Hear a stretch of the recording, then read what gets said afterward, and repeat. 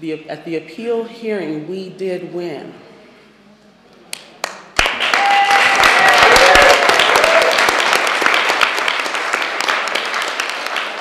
And that was very critical because it provided the basis for the fight that, unfortunately, we had to continue fighting. The program is a poverty program. You are only eligible for it if you have no assets and a low income. So in spite of the fact that the judge said that yes, this person does need the benefit, and yes, she is eligible, the social work system has a lot of trapdoors. So when the case went back to the social workers, they bumped her off the program on a technicality, which put me back into the appeal cycle. But we went forward, and we wrote more letters, and we made more phone calls,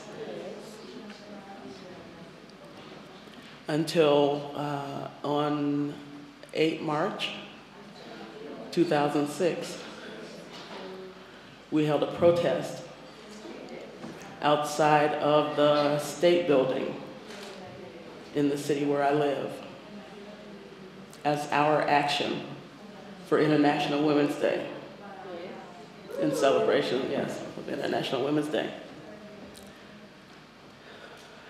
It wasn't long after that we received a new notice of action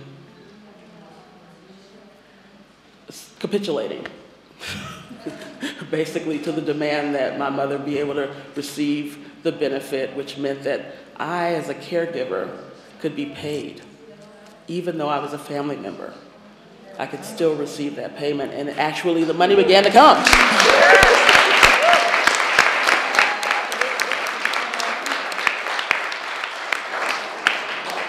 So I want to say that what it took to win was a set of things that I was fortunate really to have the wherewithal to accomplish. Because as I said, it's a poverty program. So the idea that it would take 2 years for a person with, a degree and, a college education, and a very strong support base, community support base, and connection to political organizations like Global Women's Strike and Legal Action for Women. The idea that it would still take 2 years for us to receive that benefit is just an outrage. It really is an outrage. But that's what it took. Careful attention to the bureaucratic procedures and the deadlines, and making sure that every duck was lined up. The family and community collective effort to both provide the care that sustained us, but also to show that in fact the need was there and the care was being provided. And then the determined fight until you win that the Global Women's Strike and Legal Action for Women provides.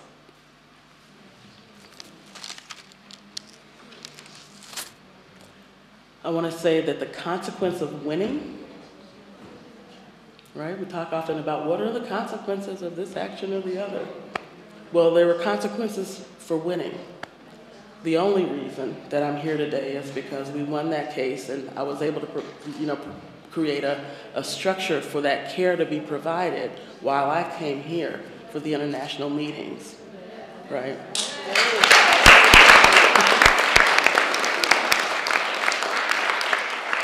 And we were able to decline the barbaric choice between caring for our families or surviving economically, right?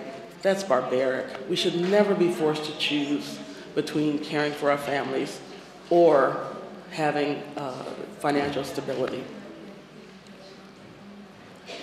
And our family has been able to maintain itself intact in place, which for me is quite important. I've been able to maintain a standard of living and the integrity of my family so that we can find our way through to whatever, our final destination is.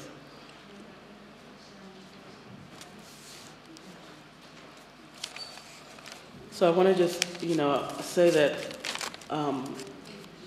I have a tremendous amount of gratitude because the process of witnessing this person who I love and has been such an important, pillar in my life, lose her capacity to think and to participate in the ways that I have, witnessed over the many, many years, her, participating, was painful enough without the burden of the state pressing us into, this untenable position. But as Selma has told us many times, we must let people know that they can win by letting people know that we have won. So I'm here to declare our victory.